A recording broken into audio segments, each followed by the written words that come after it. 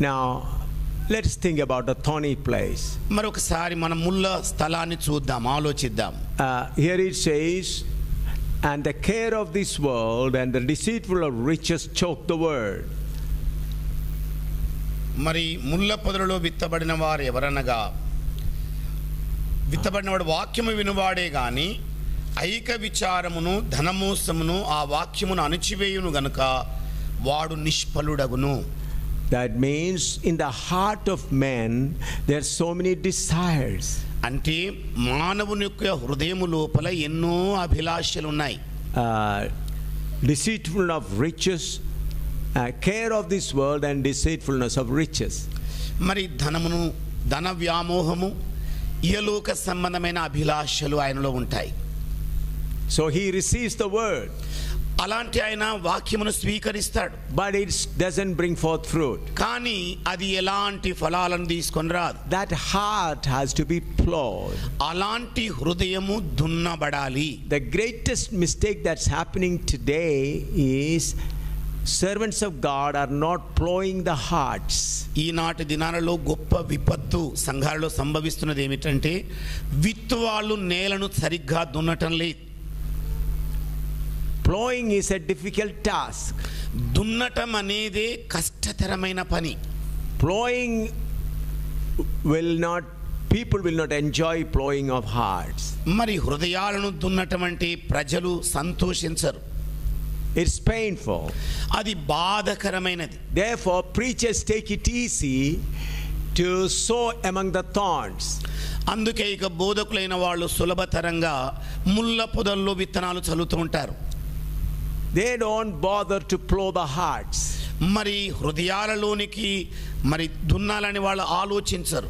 Deceitful of riches is in their heart already. మరి అప్పటికే వాళ్ళ లోపల ధన వ్యామోహం అనేది ఉన్నది. Then they say pray and God will give you.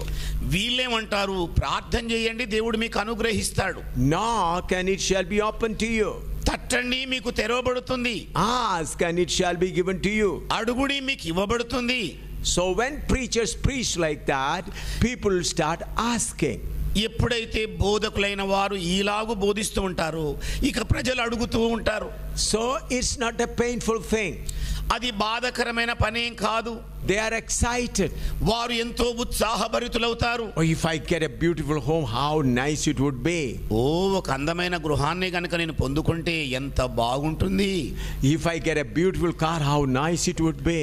ఒక అందమైన కారును పొందుకుంటే ఎంత హాయిగా ఉంటుంది. If I get a good motorcycle, how nice it would be.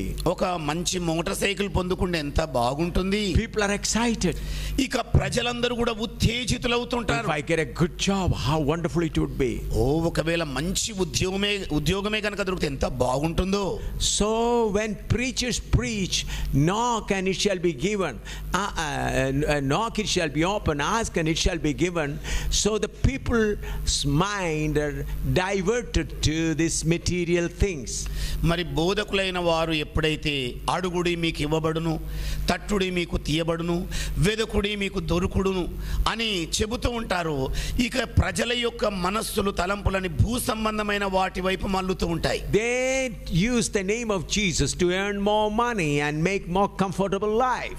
ఎక్కువ ధనాన్ని సంపాదించడానికో, ఎక్కువ విలాసవంతమైన జీవితాన్ని గడపడానికో ఇక యేసు నామాన్ని వాడుకునే ప్రయత్నం చేస్తారు. They say Jesus suffered, therefore we need not suffer at all. వాళ్ళు ఏమంటారు, యేసు ప్రభు అన్ని శ్రమలు అనుభవించాడు గనక మనం శ్రమలు పడాల్సిన అవసరమే లేదు. Jesus became poor, therefore we need not become poor at all. మరి యేసు ప్రభు పేదరికాన్ని అనుభవించేశాడు, మనం ఇక పేదరికాన్ని అనుభవించాల్సిన అక్కర లేదు. So in order to get fame and more money and publicity, preachers preach the material needs of the people. మరి ప్రజల చేత మన్నన పొందాలని చెప్పేసి, ధనం ఎక్కువ సంపాదించాలని చెప్పేసి, ఎక్కువ సుఖాలను అనుభవించాలని చెప్పేసి బోధకులైన వారు ఇలాంటి వివిధ రకాల బోధలు ప్రజలకు బోధిస్తున్నారు. Therefore the preachers get very big name. అందుకే బోధకులిక పెద్ద పేరు ఒకటి పొందుకుంటున్నారు. When a blessing preacher come and preach that place, the whole area will be crowded and overcrowded with people. మరి ఆశీర్వాదముతో కూడిన బోధించే ఒక వ్యక్తి వస్తే ఇక అలాంటి స్థలానికి అనేక మంది గుమిగూడుతూ ఉంటారు. There will be no place. అసలు కూర్చోడానికి స్థలమే ఉండదు. Because people are all excited. ఎందుకంటే ప్రజలందరూ కూడా ఉల్లాసభరితులైపోయారు. Their physical needs are before them. మరి వారి భౌతిక సంబంధమైన అవసరాలు వాళ్ళ ఎదుట ఉన్నాయి. Therefore, the preacher takes those points and excite them, and people are excited. మరి బోధకులైన వాళ్ళు ఇలాంటి అంశాలను ఏరి వారికి బోధిస్తున్న వేళ ప్రజలు ఇక ఉల్లాసభరితులవుతుంటారు. And along with that, they also say, మరి దాంతో పాటే మరలా ఏమని చెబుతుంటారు వాళ్ళు, if you give, God will also give you. ఇదిగో మీరు గనక దేవునికి ఇస్తే దేవుడు మరలా మీకు If రెట్టింపిస్తాడు. you give 100, God will give you 200. మీరు గనక 100 రూపాయలు దేవునికి ఇచ్చారే అనుకోండి, దేవుడు 200 రూపాయలు ఇచ్చేస్తాడు. Once a